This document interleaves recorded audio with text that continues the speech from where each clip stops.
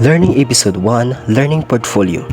This learning episode of the FS1 course focuses on portfolio development. A portfolio is a living and evolving record collection that reflects your achievements, skills, experiences, and characteristics.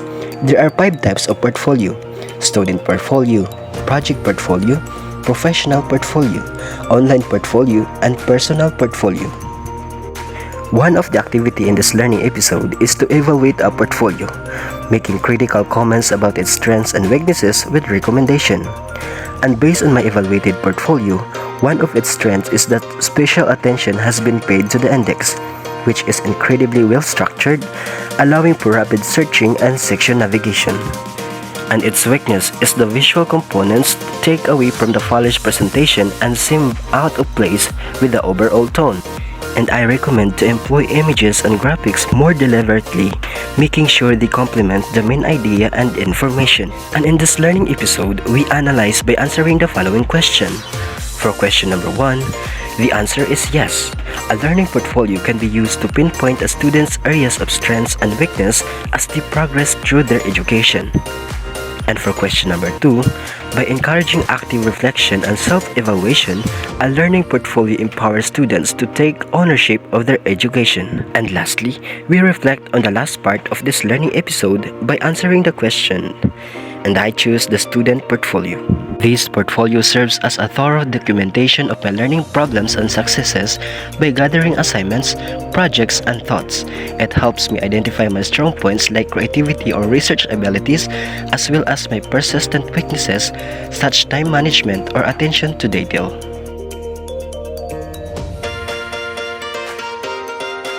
My learning episode 2 Stage of Human Development. Human development is a natural phenomenon embedded in each individual seasoned by chance, experience, growth, and maturity, and underlying external factors. Understanding this branch of knowledge is paramount as the nature of the learners plays a crucial role in the success of the learning outcomes. In socio-emotional development of the student that I observe is 7 out of 12, and the cognitive development is 8 out of 12. The data interpretation was slightly advanced development.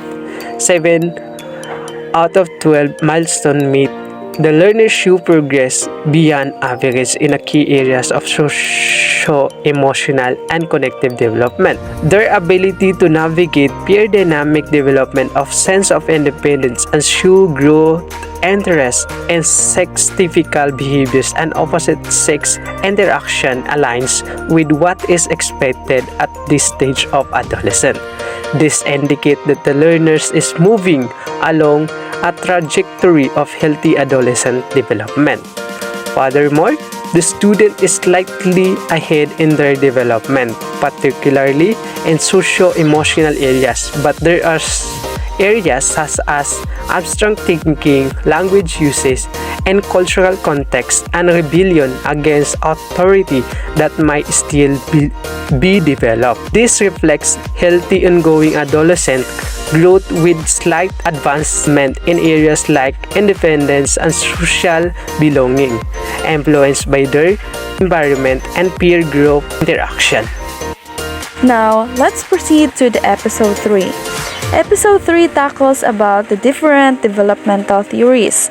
These theories include the stages of cognitive development, the multiple intelligence theory, the socio-cultural learning theory, social learning theory, classical conditioning theory, the laws of learning, the Skinner's reinforcement, Gestalt psychology, the stages of psychosexual development, constructivist theory, the psychosocial development theory, the ecological theory or bioecological systems, and the information processing theory or IPT.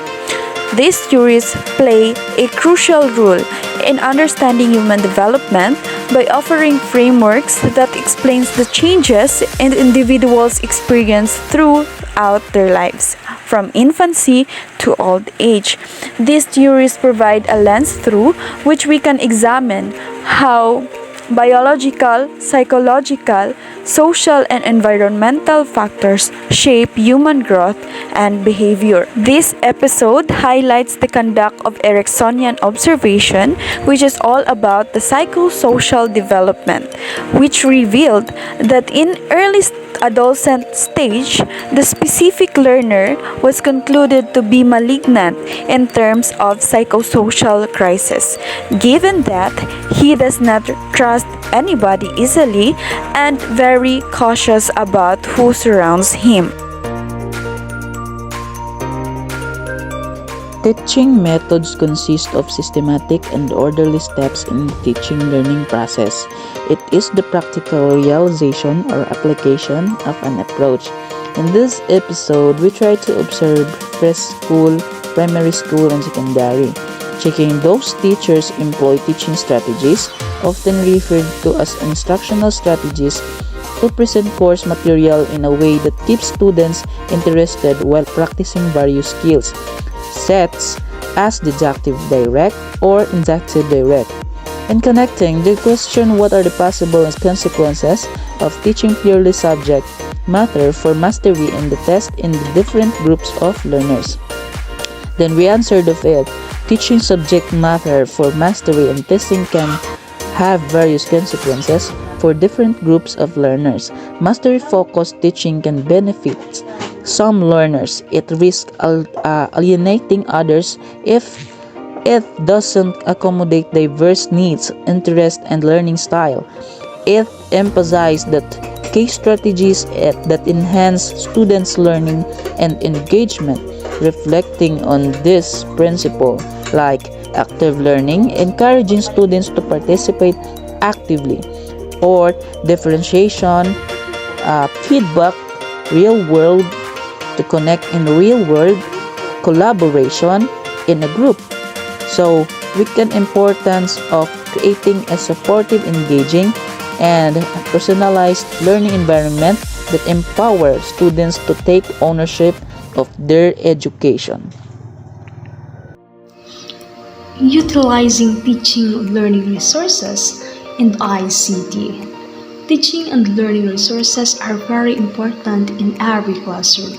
They help both teachers and students by making lessons easier to understand and more fun.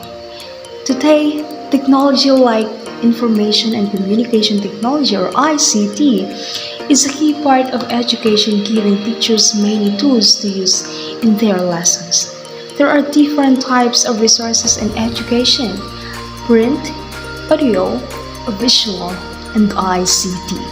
For example, in preschool, teachers use handouts and books to help students in activities.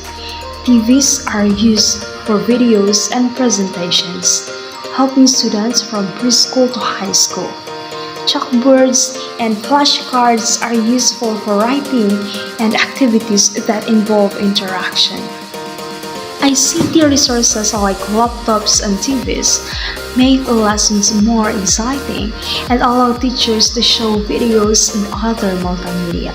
However, some schools face problems like not having enough resources, especially printers or ICT tools. Sharing these resources or asking for more from the local community or the education department can help. In conclusion, using different types of learning resources, including ICT, makes lessons better for students and easier for teachers to teach.